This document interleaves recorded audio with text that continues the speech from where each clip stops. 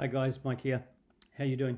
Hey, just wanted to touch on a scripture this morning from this afternoon, the sun shining, Genesis 14 and verse 14. And it's a story where the kings of Sodom and Gomorrah and the regions around there were four of them, they had been paying duty or loyalty to another king, sort of over Babylon way. Anyway, they stopped doing that, so his income dried up, and he got four of his mates. So there were five over here versus four here, and he went to war against them. And in the process of doing that, he routed the region, and in that process, he took Lot, Abram's nephew, captive. And Abraham was still called Abram in those days, but it changes pretty soon after. Anyway, when Abram heard that Lot had been taken captive, a very interesting scripture in verse 14, it says that Abraham took 318 trained men who were born in his household and went and rescued Lot. So he actually, he had an army. It's the only time we see someone like Abraham go to war.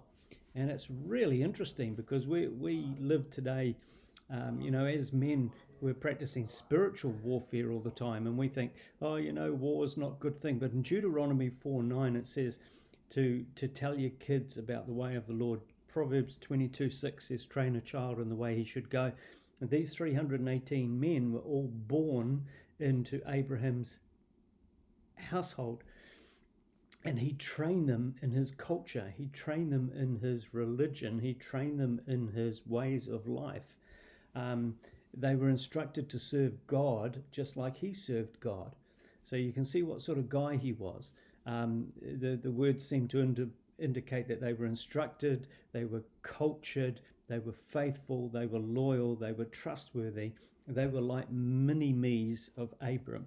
Okay, 2 Timothy 2:2, Paul says to Timothy, he says, remember what was in your grandmother and stuff like that. Remember what I told you, but entrust to faithful men who are able to teach others. So there's this theme all the way through scriptures that we pour into someone else to pour out into our communities. Abram at that time didn't have a son called Isaac, who would be his heir. So his heir at that stage was Eleazar, his number one servant from Damascus. But that's another story. He's an interesting guy, Eleazar. I encourage you to have a look at him someday. So there we go. We've got Abram, who didn't have an ear, but he still poured into other people. And sometimes we think and we fall under the assumption that I've got to be a dad before I can start instructing or discipling somebody else. No, you don't. You just start doing. You just show a bit of maturity and you start investing in other people. So I just want to encourage you today. Who can you train? Who can you entrust? Who can you show loyalty to and get loyalty from? And who can you instruct as a man of God to be another mighty man of God coming up behind you? Food for thought. Bless you heaps. See ya.